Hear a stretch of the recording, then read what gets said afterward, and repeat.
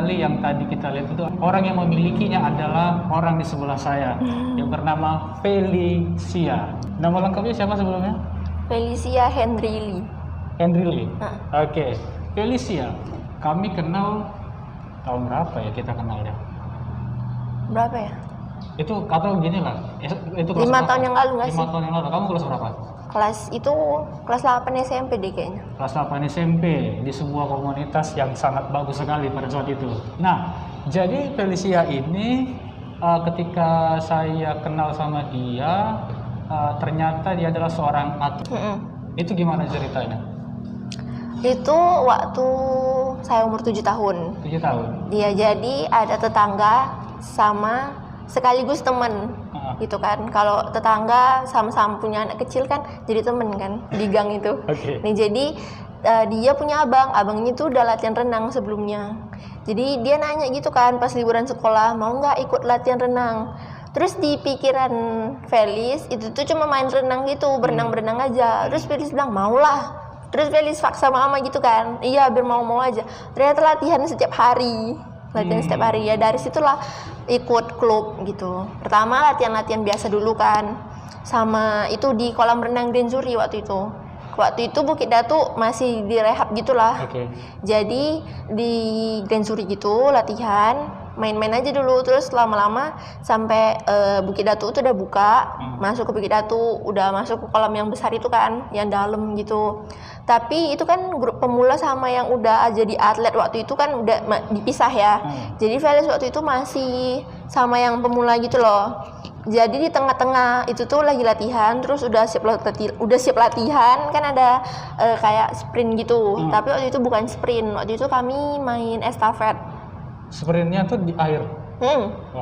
Jadi waktu itu nggak sprint tapi diganti sama estafet, ganti-gantian gitu loh. Ada di sini satu orang, di situ satu orang, di ujung kolamnya ganti-gantian gitu kalau udah sampai kan. Nah jadi waktu Felis di ujung salah satu kolamnya ada ibu-ibu namanya Bu Mimi kan. Bu Mimi nanya sama temenku yang ngajak aku renang tadi. Jadi dia nanya kan, kamu Felicia ya namanya gitu. Terus dia bilang, bukan Bu, yang ini katanya. Udah, oh kamu Felicia ya? Iya. Tapi di kolam namanya Licia. Panggilannya karena Licia tuh nama Chinese, nama Chineseku. Terus ya udah di kolam panggilannya jadi Licia gitu. Nah, kamu Licia ya gitu kan. Terus iya Bu, oh besok mau ya gabung sama klub yang besar itu katanya gitu. Nah dari situlah Felis bilang sama Mama besoknya mulai masuk ke situ. Terus kalau udah di situ kan sama kakak-kakak yang udah lebih hebat, udah lebih cepet berenangnya kan jadi terpacu. Iya benar. Waktunya, base time-nya semuanya ya. Dari situlah semuanya perjalanan dimulai gitu. Jadi itu memang kamu sudah bisa berenang sebelumnya? Belum, sama sekali nggak bisa. Berarti itu dari dasar? Udah dasar banget. Ngapung aja nggak bisa loh. Oh iya? Maksudnya mau luncur gini tenggelam. Itu butuh proses berapa lama sampai oke menurut mereka sudah bisa gitu, menurut standarisasi mereka kira-kira yang ingat? Untuk bisa renangnya waktu itu kalau nggak salah beberapa bulan deh, nggak sampai 6 bulan kayaknya. Itu termasuk hitungan cepat atau gimana? Biasa saja? Sedang-sedang kayaknya. Oh sedang-sedang saja. Iya. Berarti, terus gimana terusnya? Terus ya udah itu pas baru bisa renangnya ya, baru bisa tenang di kolam, bisa renang jalan sendiri gitu. Terus kalau misalnya udah sampai masuk ke klubnya kayaknya itu hampir 1 tahun. Nama klubnya? Nama klub renang di Dumai cuma ada satu-satunya, namanya Kuda Laut. Itu sejak SD jadi itu latihannya gimana dengan sekolah itu? Jadi sejak SD Felis itu udah banyak kegiatan sebenarnya. Jadi kalau misalnya sekolah selesainya, waktu itu kan SD-nya di Santo ya. Saya selesainya kan kalau SD Santo itu dulu ada sistem masuk pagi, masuk siang gitu. Kalau lagi kebetulan masuk siang, seingat Felis tuh pulangnya jam 12:30 gitu deh. Nah terus itu habis itu pasti ada les lagi, les Liberty. Les Liberty lanjutnya 1:30 kalau nggak salah masuknya. Jadi menjeda 1 jam itu dipakai bener-bener buat istirahat gitu, makan, ganti baju. Udah langsung pergi les lagi. Setelah les itu ada les lagi, les umum.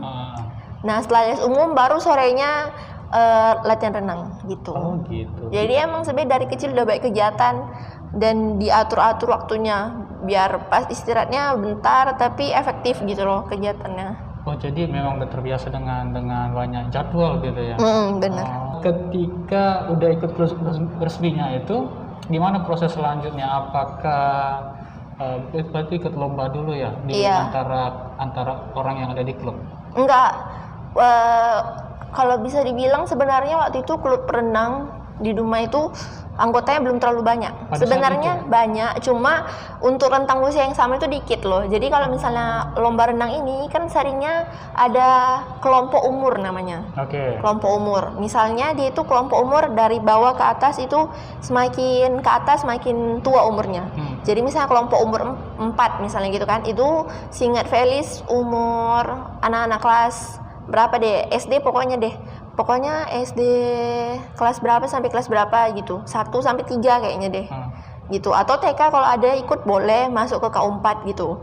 Terus masuk KU3 naik lagi umurnya, KU2 naik lagi umurnya gitu kan. Sampai ada yang senior gitu. Senior berarti umuran Feli sekarang kuliah. Oh gitu. Nah, jadi untuk kami di Dumai itu sedikit kelompok umurnya. Jadi di yang angkatan Felis itu cuma ada Felis sama satu kawan lagi yang cewek namanya Dara. Kami satu umuran gitu kan. Dan cuma kami aja seumuran. Terus di bawah kami ada satu lagi cewek 1 tahun di bawah kami kayak gitu. Jadi dia tuh banyak tapi nggak yang misalnya satu angkatan ini banyak banget. Kalau daerah lain kan memang satu angkatannya tuh banyak banget loh. Jadi kalau misalnya untuk O2SN misalnya gitu kan, O2SN Olimpiade Siswa Nasional itu kan harus dari sekolah ya sebenarnya itu mewakili sekolah baru mewakili Kota Dumai. Tapi kan walaupun mewakili sekolah kita kan berlatih dalam satu klub, berarti kan yang kenal-kenal aja loh biasanya gitu kan. Nggak mungkin tiba-tiba orang di luar klub bisa lebih laju renang daripada yang udah masuk klub dilatih setiap hari gitu kan. Jadi biasanya tandingnya yang dalam klub aja gitu. Sedangkan kami kan memang dikit ya, jadi memang tesnya cuma 2 orang gitu aja waktu itu. Tapi sebenarnya ada waktu itu di Comfort ada yang latih bapak-bapak kan, tapi mereka sebenarnya itu fasilitas dari hotel aja gitu loh. Jadi mereka sebenarnya nggak klub gitu, tapi lumayan bisa jago juga anaknya renang gitu. Jadi kadang kan karena di Dumai ini sedikit ya yang asli memang atletnya, jadi kadang ada anak-anak yang lain itu masuk dari yang kayak dari Comfort gitu. Pokoknya kalau misalnya dari sekolah ada info, mereka tahu ya udah bisa ikut gitu. Tapi sebenarnya memang kayak lawannya gitu kan yang masuk klub itu. Jadi kan udah tahu nih, oh ini yang laju ini gitu. Tapi yang lomba O2SN itu umur 8. Umur 8 tahun kemudian? Iya. Itu termasuk cepat dong berarti? Lumayan ya. Masuk O2SN itu berarti lawan itu pertama di tingkat kota? Nah itu gimana tuh ceritanya? Apakah di situ langsung dapat medali kah? Atau gimana? Waktu itu di tingkat kota juara 1. Terus tapi itu pertandingan pertama atau lomba pertama? Pertama. Waduh. Lomba pertama kelas 3 SD umur 8 tahun. Nah, jadi waktu itu ya juara 1 dapat kan. Biasalah kalau pertandingan kan bertingkat ya dari betul. Kota. Habis itu kan juara 1 berarti mewakili Kota Dumai ke provinsi. Terus di provinsi tes lagi. Di provinsi itu baru tanding lagi sama yang dari Duri, Pekanbaru. Nah, di situ Felis dapat 4 perunggu. Wow, apakah itu kan masih rentan SD itu ya masih? Iya, masih SD. Jadi ketika udah sampai kelas 6 SD itu masih rutin tuh lomba dan sebagainya? Masih sampai SMA. Iya, sampai SMA. Tapi sebelum ke sana ketika mau SD, mau ke SMP, mau naik tingkat ke SMP, apakah dengan medali yang kamu punya itu punya peran gitu, medali yang kamu punya itu? Punya dong, besar banget perannya. Kalau mau masuk sekolah, itu bisa kepake banget. Di misalnya mau masuk SMP atau apa gitu kan, apalagi sekarang sistem zonasi gitu loh. Pas masa Felis dari SMP mau ke SMA itu kan pakai sistem zonasi ya. Di situ kan masih dibagi dari daerah, terus di luar daerah berapa persen, terus yang prestasi 5%. Bayangkan dong prestasinya cuma 5%. Jadi yang dipilih tentu yang prestasinya makin tinggi gitu kan. Jadi memang prestasi itu kepake banget buat masuk sekolah, buat branding diri juga sebenarnya sih dipikir-pikir. Gitu. Berarti kamu tadi SD di Santo, SMP-nya? SMP 2. SMP 2 di mana sih? Karanganyar. Di dekat itu loh, pajak. Oh iya, I see, lupa, sorry. Nah, ketika di SMP medalinya semakin bertambah atau makin banyak kasih virus sama teman-teman lain sih, teman sekolah di situ atau teman gereja atau di mana saja? Semakin tua, semakin tinggi tingkat pendidikannya kan masa belajar di sekolah makin lama. Makin lama, oke. Lama habis waktu di jam sekolahnya gitu loh. Pokoknya dari pagi sampai sore di sekolah aja gitu. Sedangkan kalau SD kan sampai siang doang. Siang, ya. Terus sisa siangnya bisa untuk les yang lain-lain gitu. Sejak SMP itulah kegiatannya itu makin padat. Bukan dikurangi ya, tapi makin padat. Jadi makin pandai ngatur waktu. Jadi sampai SMP itu belajarnya sampai di sekolah sampai jam berapa deh ya? Jam 3 gitu. Jam 3 kan. Nah, terus abis jam 3 itu masih Liberty. Masih Liberty. Felis Liberty ya? Sampai SMA kelas 1. Tamat. Sampai tamat ya. Tamat itu SMA kelas 1. Tamat. Jadi masih Liberty terus sampai SMA. Terus masih ada les umum juga gitu. Sebenarnya Felis itu renang itu cuma jadi hobi yang berprestasi akhirnya gitu loh. Sebenarnya masih sampai sekarang masih ngutamain pendidikan. Gitu, makanya masih ada les Liberty, les umum gitu. Karena masih pengen juara di kelas juga gitu. Nah, sekarang yang aku juga sedikit kaget kemarin kita chat gitu kan. Ternyata kamu pilih ke fakultas kedokteran. Iya. Gimana ceritanya? Sebenarnya dipikir-pikir banyak ya orang memang fokusnya di satu bidang aja. Iya, misalnya dia memang banyak ya teman-teman Felis yang kenalan gitu ya, bukan teman dekat banget. Yang memang mau kedokteran dari dulu tuh mereka ngikut olimpiade kedokteran di SMA-nya, atau memang jadi juara olimpiade biologi, juara nasional gitu dari SD, SMP, pokoknya udah tertata banget hidupnya. Memang tujuannya ke situ. Sedangkan kalau Felis kan pengen icip-icip semuanya. Mau di prestasi di renang, iya, terus belajar di sekolah juga lancar aja gitu kan. Jadi memang pengen icip-icip aja gitu, pengen berprestasi semuanya, kalau bisa rata aja gitu loh. Jadi dipikir-pikir kenapa mau kedokteran, karena sebenarnya memang dari awal renang itu jadi prestasi di luar akademik aja gitu. Hobi tadi yang dibilang ya? Hobi yang akhirnya berkembang jadi prestasi. Kenapa bisa berkembang? Itu juga karena kita tekun. Tekun, betul sekali. Iya, tekunnya bukan cuma Feli sendiri, tapi mama juga tekun. Jadi kalau misalnya anak berprestasi tanpa didukung orang tua, nggak bisa dong jalan. Jadi kalau misalnya anaknya malas gitu kan, tentu sebagai anak SD yang masih butuh main, tentu ada masa-masa pengen dia main sama anak-anak lain di gang kayak gitu. Walaupun memang kelas 1 sampai kelas 2 awalnya itu kan memang ada juga dong main di gang gitu kan.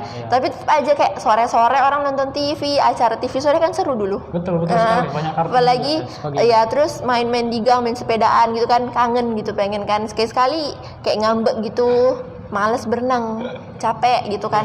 Tapi mama yang selalu dari dulu tuh harus tekun tiap hari, karena kalau misalnya olahraga ini nggak latihan 1 hari, apalagi renang ya, ini peribahasanya kalau renang nggak latihan 1 hari kayak rasanya 1 minggu nggak latihan.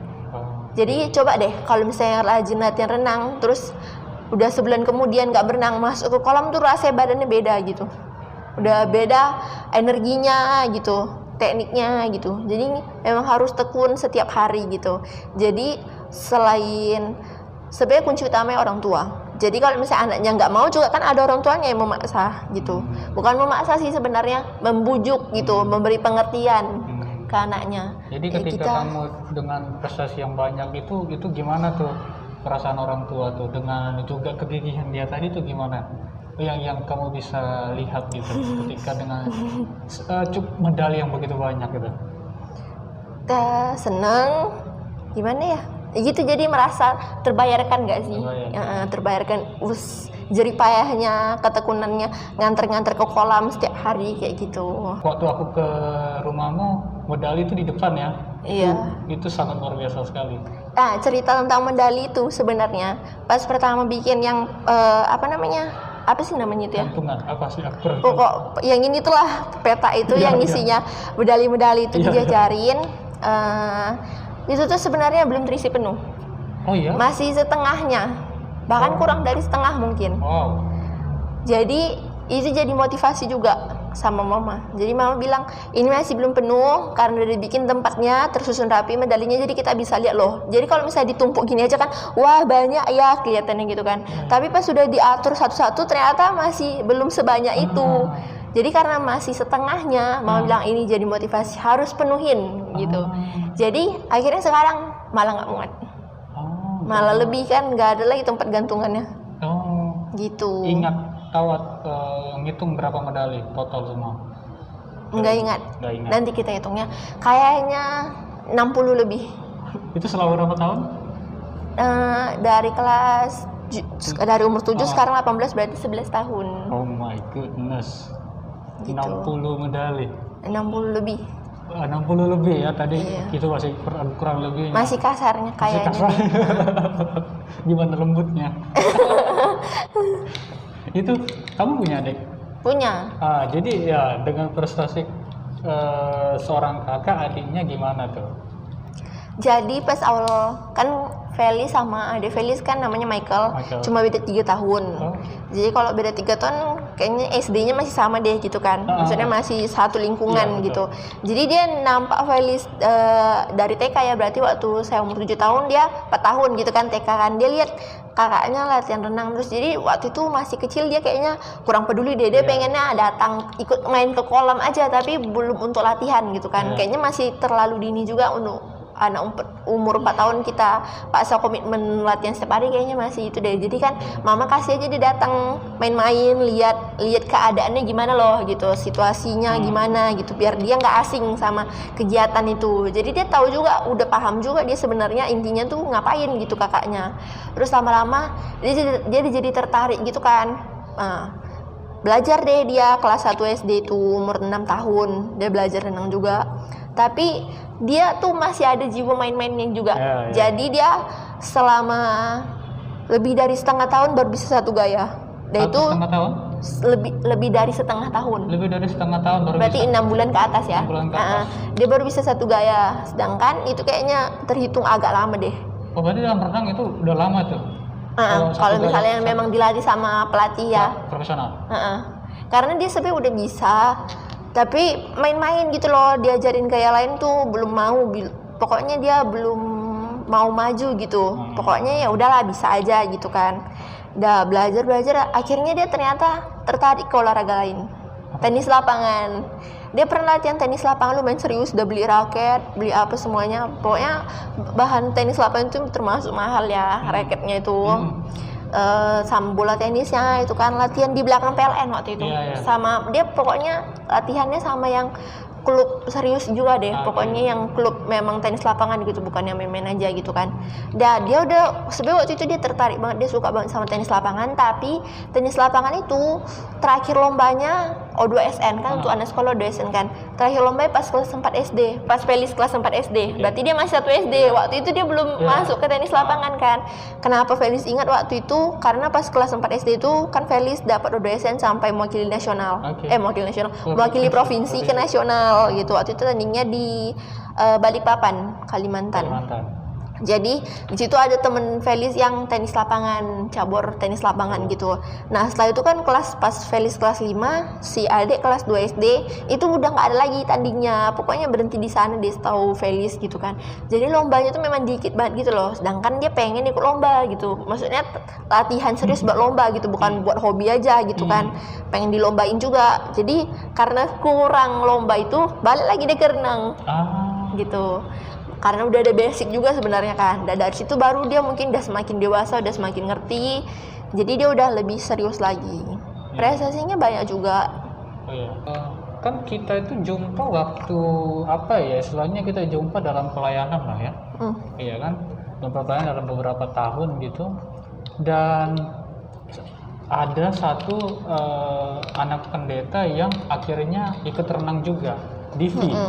Nah itu apakah termotivasi dari kamu atau memang dari yang lain atau memang gimana?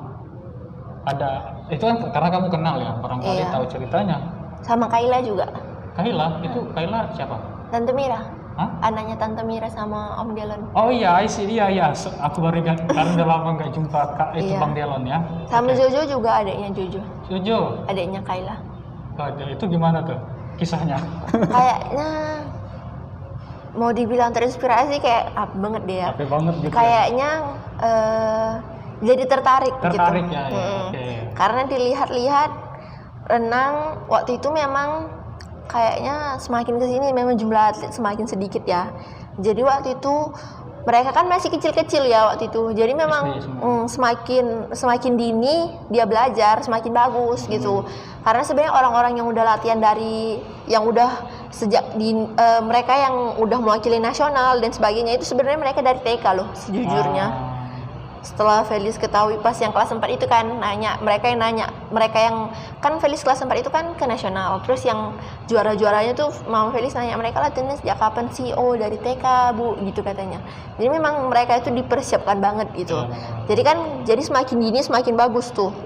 Jadi karena mereka tuh masih kecil-kecil juga kan, yaudah ayolah latihan renang gitu kan. Jadinya masuk deh ke klub.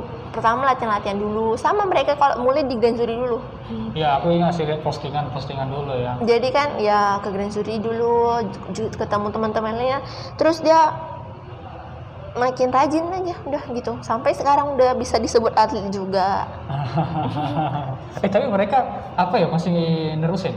Masih nerusin, tapi serius betul-betul ya, serius ya? Iya, cuma kalau karena di masa pandemi ini kayaknya ada yang berhenti sementara gitu kan.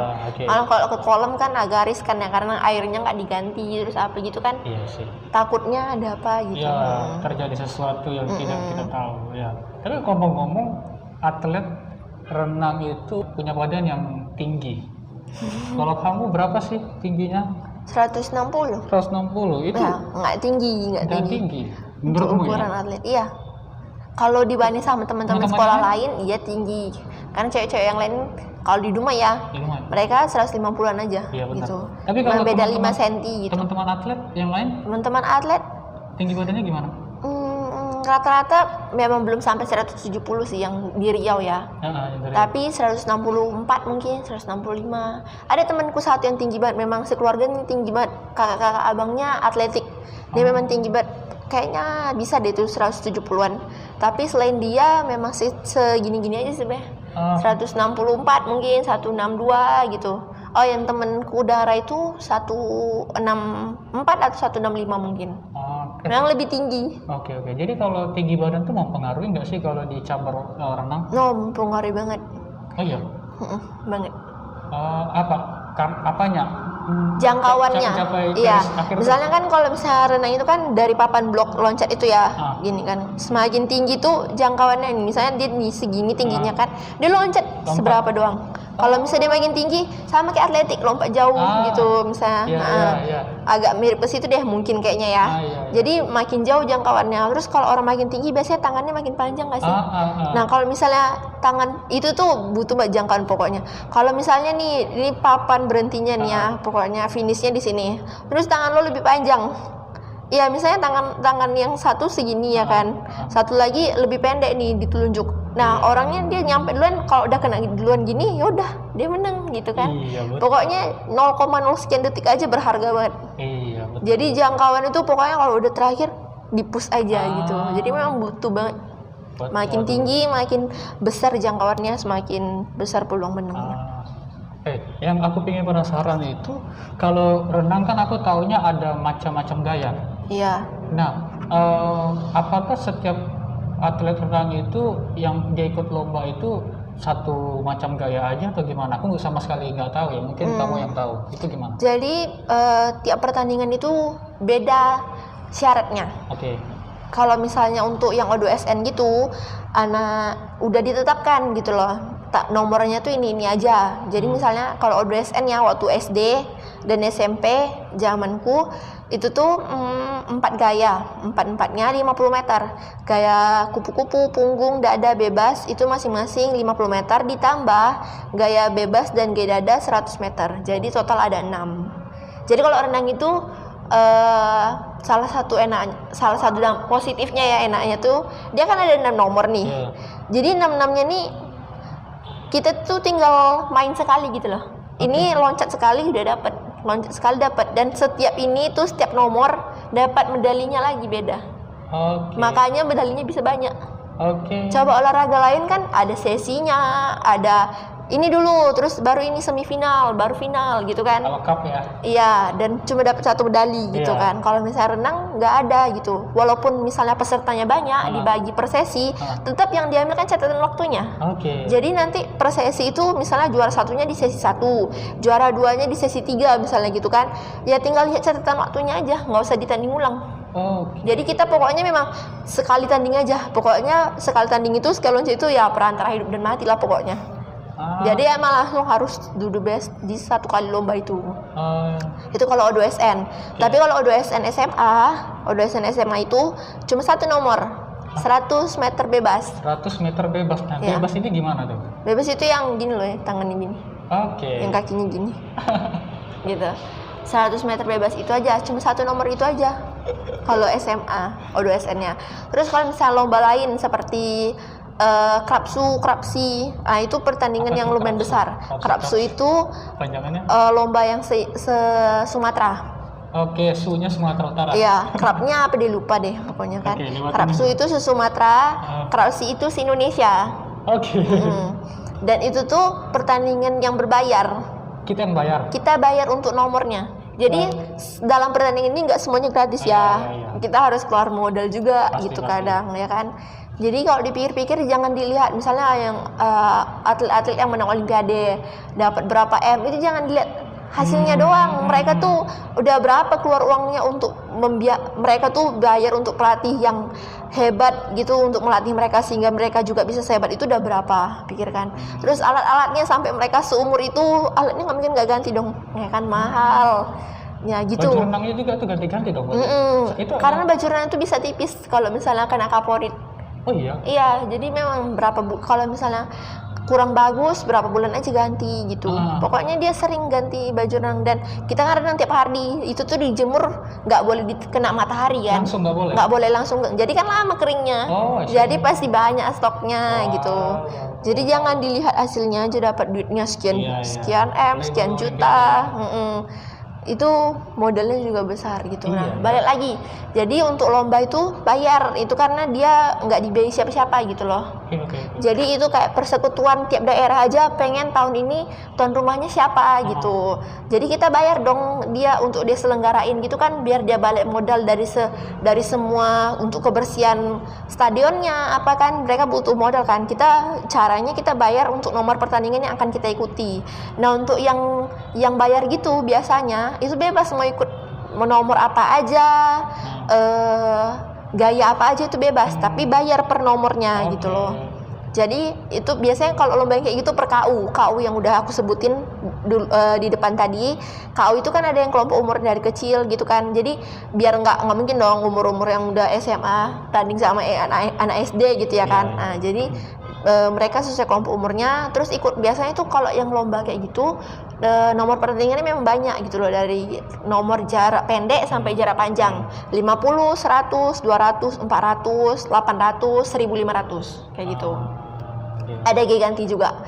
Jadi sekian banyak nomor, terserah kita pandai-pandai menempatkan diri. Kira-kira bisa menangnya di mana ya? Kita juga kalau misalnya atlet renang ada spesialisasinya. Jadi spesialis gaya apa gitu.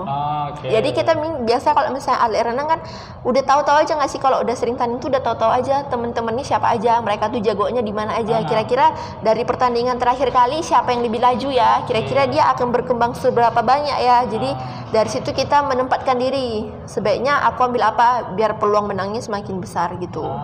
Jadi makin banyak ikut, makin banyak peluang menang, tapi makin banyak juga dana terkeluarkan. Itu untuk krapsu atau krapsia. Itu sebenarnya tujuannya untuk mempersiapkan diri untuk lomba resminya. Misalnya kalau krapsi untuk PON gitu. Jadi kan semakin bisa lihat kemampuan lawan gitu.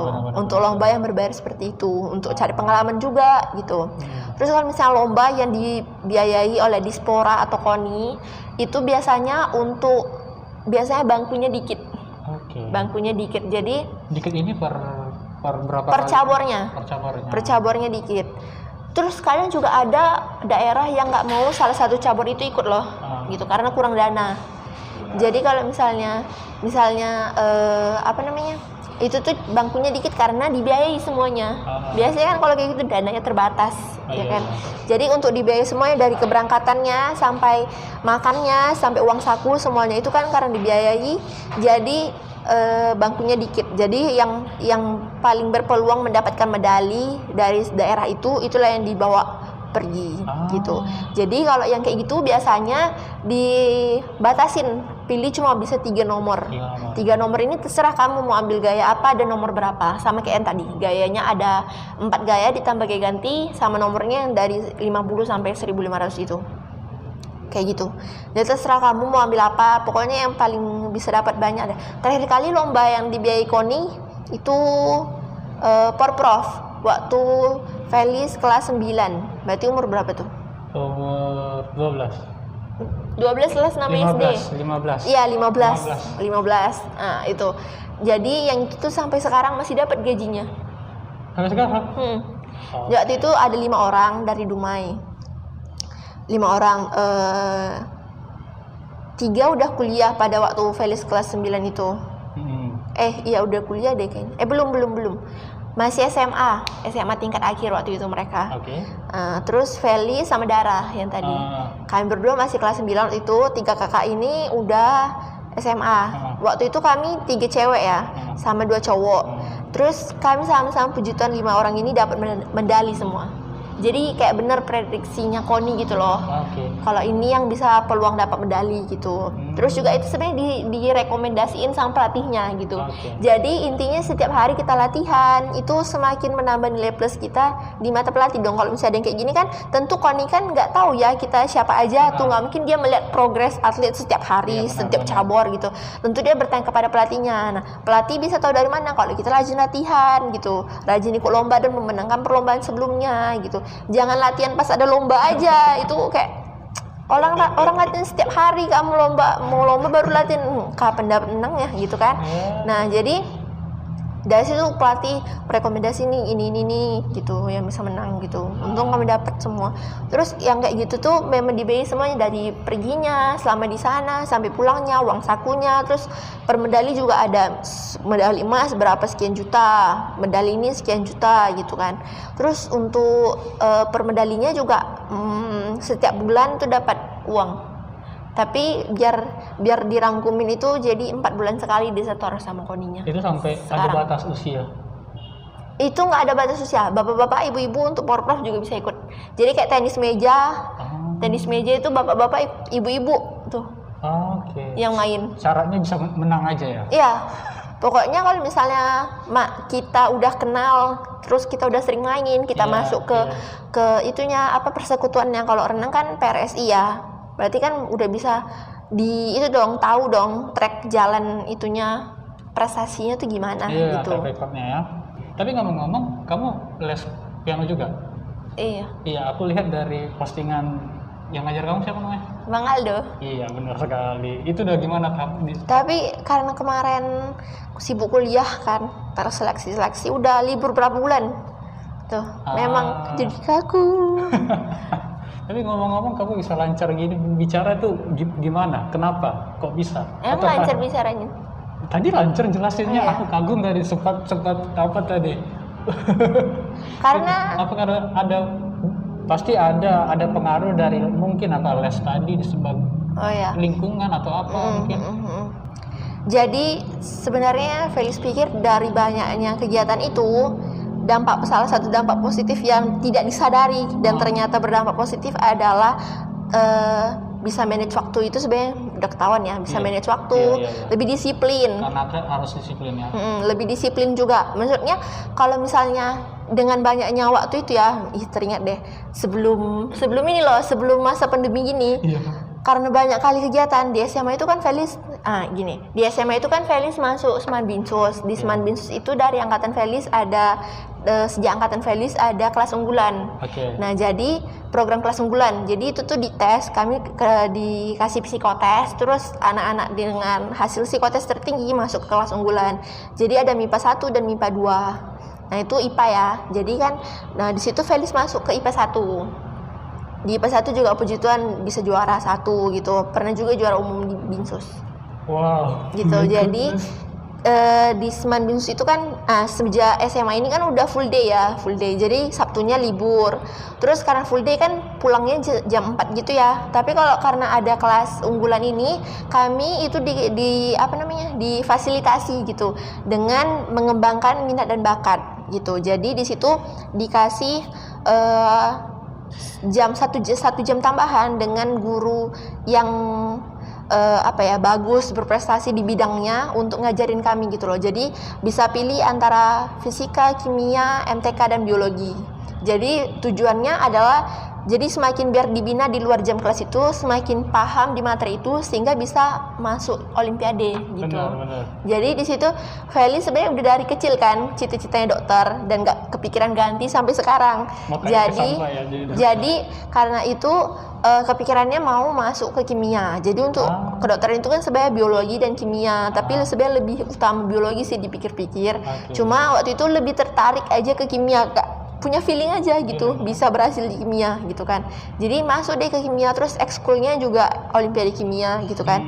Jadi karena banyak belajar kimia, makin suka gitu kan.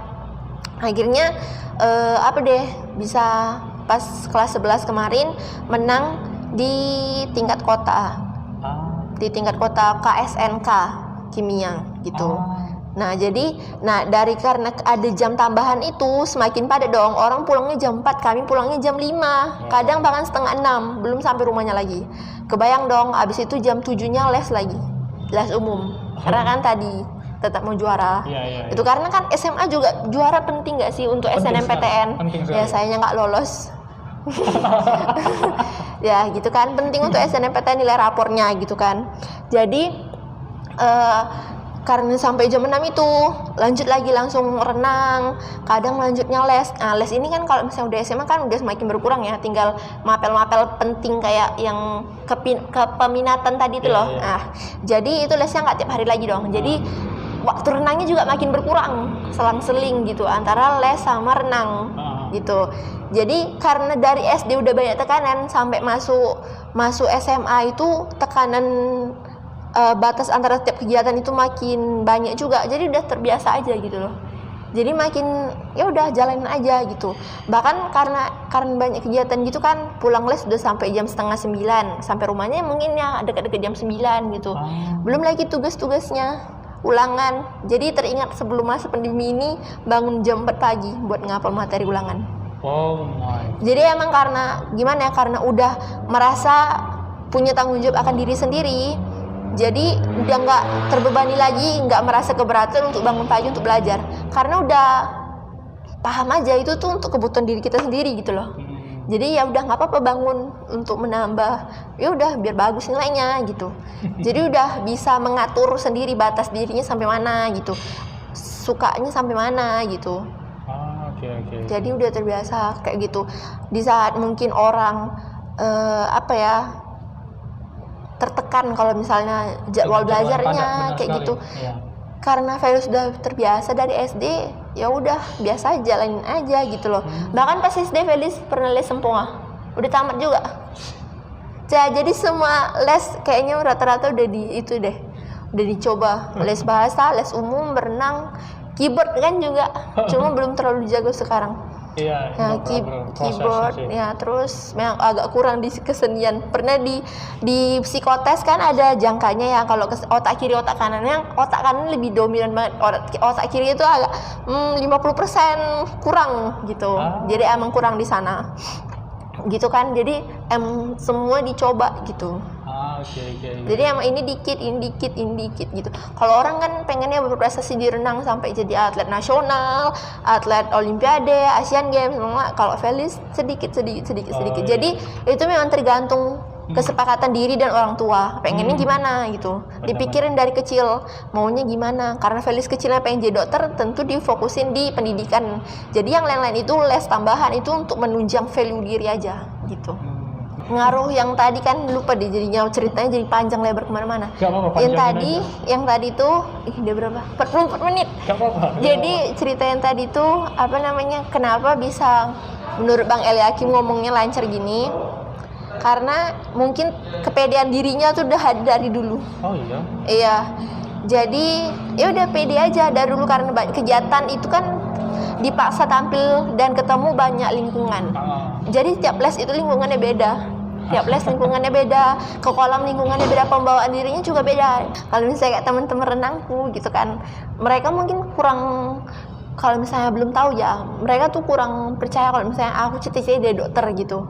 Karena lihat mungkin di renang kayak ya udah kayak ngambis renang aja menurut dia mungkin ya kan. Terus juga kalau di renang jadi Felis kalau di kolam renang itu agak-agak gimana ya, nggak serius-serius banget gitu deh. Suka jadi bahan lelucon gitu. Jadi tukang yang dilawak-lawakin gitu, diam aja kan ketawa gitu. Pokoknya kayak sama kakak-kakak itu yang dijailin gitu loh. Jadi mungkin dia nggak kepikiran ini anak ini bakal jadi dokter gitu. Mungkin cita-citanya masuk ke dokteran gitu. Nggak kepikiran gitu kan. Jadi dari situ mungkin kepedean dirinya tuh beda-beda. Maksudnya kayak ke renang tuh udah santai aja. Kalau ke sekolah agak pendiam, mungkin dikira orang kayak kutu buku gitu kan. Padahal nggak juga gitu. Jadi beda-beda gitu, pandai menempatkan diri di situasi. Jadi ya pede aja gitu. Kalau misalnya ngomong ini kan sebenarnya intinya pede aja. Pede tapi harus berisi. Oh iya benar. Benar sekali kan? Iya. Tapi kalau pede tapi nggak berisi diketahui orang. Itu maka ngelantur tadi dengan prestasi yang kamu miliki, ilmu yang kamu miliki, kepintaran itu tadi. Tapi aku lihat kamu tuh, yang aku lihat itu aktif dalam pelayanan. Nih puji Tuhan bisa. Aktif dalam pelayanan. Apakah itu salah satu juga didikan dari orang tua, atau mungkin dari kamunya sendiri menyadari bahwa mungkin panggilan Tuhan. Panggilan Tuhan, ada bakat ini dengan semua yang dipercayakan Tuhan tuh gimana tuh menurut kamu sendiri? Gimana ya? Orang tua Felis nggak masuk pelayanan, papa mama nggak masuk. Cuma kami anak-anaknya yang masuk. Tapi kalau kata mama, secara nggak langsung mama kalau misalnya nganterin kami pergi doa sebelum pelayanan, misalnya doa mingguan gitu, itu termasuk udah pelayanan dong. Ya kan? Karena dia mengantarkan orang biar melayani gitu. Iya benar. Ya kan, udah termasuk pelayanan. Kadang malah Feli sama adik tuh nggak ingat jadwalnya tuh, udah jadwalnya ini hari Minggu mau tugas nih. Berarti sebelum hari Minggu harus doa dulu kan, benar doa dulu kan. Kadang kami nggak ingat, malah mama ingetin gitu. Jadi itu secara tidak langsung udah termasuk pelayanan. Jadi balik lagi mama emang disiplin banget orangnya. Dia emang melihat semua jadwal, pokoknya nggak bikin catatan juga udah teringat sendiri di otaknya gitu loh. Nah gitu. Jadi itu pertamanya masuk pelayanan kan karena diajak. Diajak. Terus ya udah semakin gimana ya, merasa butuh kepenuhan rohani juga loh gitu. Di segala aktivitas itu butuh Tuhan juga kan gitu. Jadi karena semakin suka aja masuk pelayanan, lingkungannya gitu, kegiatannya kan bawa dampak positif juga, nggak ada salahnya juga gitu. Dan masih sempet juga dong, pastinya harus sempetin waktu buat Tuhan ya. Punya les sekian banyak aja bisa gitu kan, nggak mungkin nggak nyisihin waktu buat Tuhan gitu. Jadi harus disempetin untuk ada kegiatan sama Tuhan. Jadi akhirnya masuk pelayanan juga sampai sekarang. Luar biasa sekali. Luar biasa sekali. Ini obrolan yang sangat panjang karena kita udah berapa tahun nggak jumpa ya. Iya. Janji ini aja udah lama nggak sih? Sudah lama, betul sekali. Dari sebelum pandemi nggak sih? Ya mungkin ya. Kayaknya. Benar sih. Benar nggak? Iya, nggak sadar kan? Benar ini aja tiba-tiba udah mau Desember. Nyadar nggak bang? Tiba-tiba mau Natal lagi tuh. Tiba-tiba udah mau Natal aja gitu. Semoga pendidikannya nanti berjalan dengan baik gitu ya. Amin. Ya tentu pasti aku yakin kamu akan mengejar haus gelar tentunya, haus juara dan juga haus minum. Gitu. Thank you, Vel. Iya, God bless. Sama-sama. God bless juga. Thank you semua yang udah nonton. God bless. Dadah.